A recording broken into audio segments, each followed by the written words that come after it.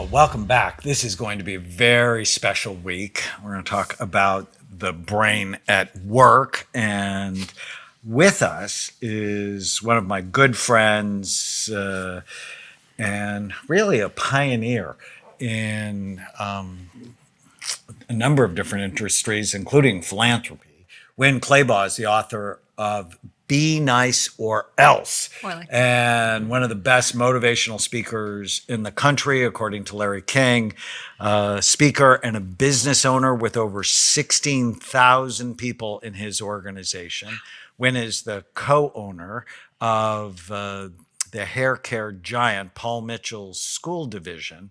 Under Winn's leadership, the 105 plus schools have raised over $21 million for charity, and actually had support our foundation, which we are eternally grateful for. Winn has received awards from the North American Hairstyling Awards, the Hall of Leaders Awards, Friendly House's Humanitarian of the Year Award, 2017 Ellis Island Medal of Honor in recognition of his philanthropic and other contributions. He is going to share with us proven systems to empower everyone to be more inspiring and engaging, skills that create an attractive leader. So I just can't be more happy you're with us. Yes. Thank you. So special. Well, I'm a huge fan. I've come through these doors several times, both as a client, both in accompanying friends and family members to make sure that they were receiving the proper care, both as a friend to have lunch, also in supporting your foundation, as you mentioned. So yeah, I take your supplements every morning, so I'm a huge fan. Well, thank you so much. So why Be Nice or Else? Well, everybody thinks that the or else is something negative, and it is be nice or live a miserable life. Yeah. Be nice or be a horrible boss. And that's the whole message of that. So I read a book once by a business professor at Stanford. It was called The No Asshole Rule. And I love that. You know, that's sort of the rule around here. I don't get to be one, and you don't either. That, you know, work is where people actually spend the majority of their time and their work efforts. But you bring the brain to work. Right. You, whatever brain issues you have, you bring them to work, and people don't get when your brain works right, you actually make more money because you make better decisions. No, I love that. It's one of our golden rules that we live by, that always be in a great mood, fake it when necessary. Yeah. Because at least don't spread it. Right. I mean, it's like, it's not really fair to dump that on other people. Well, I think we got to take it to the next level. Not only can you not spread that, it's your job. It literally is your job to bring different energy to the workplace. I agree. And and it really is true that, you know, it sounds like such a cliche, but fake it till you make it. Mm-hmm. In this case, it's really true.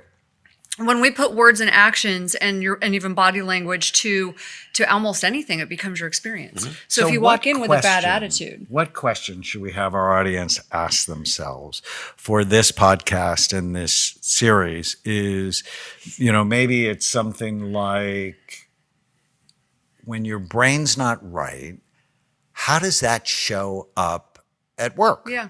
So if you haven't slept, if you are hungover, if you ate bad food, and in the Paul Mitchell schools, you really train stylists, correct? Absolutely. And I often think of stylists as therapists. Yeah.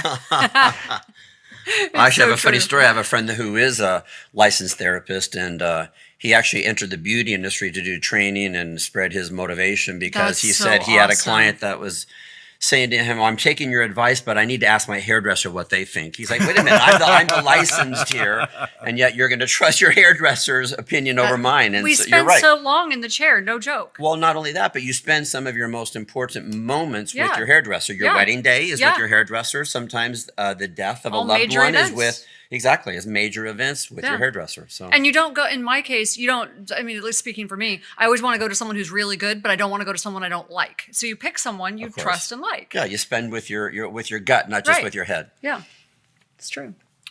So in Be Nice or Else, talk to us about some of the principles of leadership that you've learned over the decades of work with the Paul Mitchell schools? The first thing is I realized a very long time ago that I'm not the smartest person in my organization, and I don't need to be.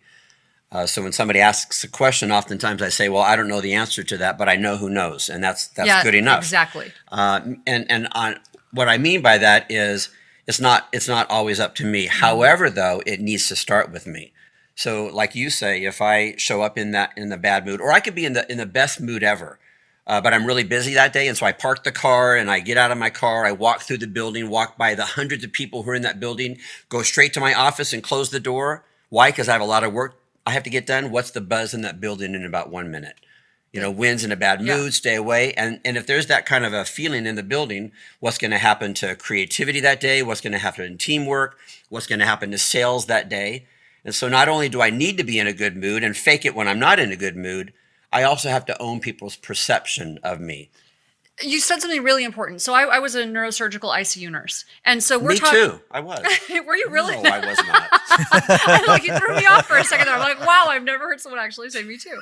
But when you guys are talking about showing up at work and being in a good mood, or what happens on the job if you're not, or how does it affect people when you don't? Well, where I worked, people could get hurt or die if you show up and you don't do a good job, and you show up and you're hungover and you're not doing your job right. It's not a good thing. Now, that's not always the extreme, like for everybody, but it really does. I mean, just to give you an idea to an extreme, what happens if you show up and you don't do a good job? And to that effect, what I was saying is, if you show up and you fake it till you make it, if you show up and you're in a good mood, people are more likely to help you. And in a unit like mine, that was critical. Right. You need teamwork. You need people to help you. So it's really important that you show up and you gain rapport rather than repulsing. Well, I have a joke. So this business owner is given a tour of her store, of her facility, and the person asks, so how many people work here? And she responds with, about half work here. Oh, yeah. And the reason why that can't happen in some organization is because people aren't engaged. Yeah. And the reason why they're not engaged is because maybe they're engaged with their time, meaning they show up for one thing and one thing only, and that is to receive a paycheck. But when people aren't engaged, we're not bringing the best out of them. Mm-hmm. And oftentimes when people aren't engaged, what do we want to do? We want to fire them. Mm-hmm. But you can't fire your way into building a better team of people. Mm-hmm. And so it's all about knowing how to bring out the best in people. Collaboration, which I know is in the notes that you sent to me, that word collaboration came up a couple of times. The value of collaboration, knowing how to bring out the best in other people. Because how I look at it is, if you are the smartest, most talented person in your organization, I feel sorry for you. It's not a good thing. Yeah.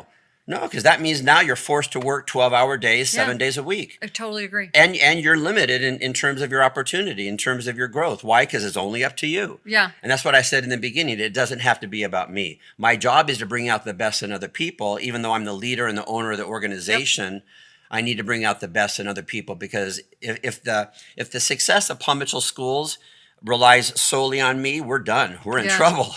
Yeah. So your job as a leader is really to build the best brains around you so that you can accomplish the mission of the organization. Absolutely. So it's collective brains, and everybody has an effect on everybody else. Yes. Right? And so it's just the energy is contagious. And so when you're not feeling your best, know if you project that, it's going to infect the organization. And I'm glad that you said everyone, because people think it's just the boss's responsibility. And I've seen many, many times, I'm sure you've seen this in your organization, that sometimes it's that brand new employee, the person who's only been there for a couple of months, that can do more to bring energy and fun and teamwork and creativity than the person who's been there for 20 years. Yeah. And by the way, that person who can bring that energy, that to me is leadership. Yeah. See, leadership is not a title. It's not a position. It's an attitude. It's a mindset. And so we talk about, you can be brand new here, your first day, and yet here's the responsibility that you have for the energy that you bring into this space. And we're very detailed and specific on how people need to do that, what works, what doesn't work. How can people learn more about Be Nice or Else, or your work in helping not only the Paul Mitchell schools, but in their organization? Well, they can certainly buy my book. I mean, if that's what you're leading to. Was that like a setup for a good commercial for me? Or are you helping me out with my pay my Of bills. course. Is that it? Okay. I want to appreciate know that. how people, you're here because we believe in you. Right. Right. My website is winnclaybaugh.com. So, Okay, people are probably not going to know how to spell that. Oh, so can you- WINNCLAYBAUGH, Great. winnclaybaugh.com. Perfect. All right, stay with us. When we come back, we're going to delve more into the brain at work. If you're enjoying the Brain Warriors Way podcast, please don't forget to subscribe so you'll always know when there's a new episode. And while you're at it, feel free to give us a review or 5-star rating, as that helps others find the podcast. If you're considering coming to Amen Clinics or trying some of the brain healthy supplements from BrainMD, you can use the code podcast10 to get a 10% discount on a full evaluation at amenclinics.com or a 10% discount on all supplements at brainmdhealth.com. For more information, give us a call at 855-978-1363.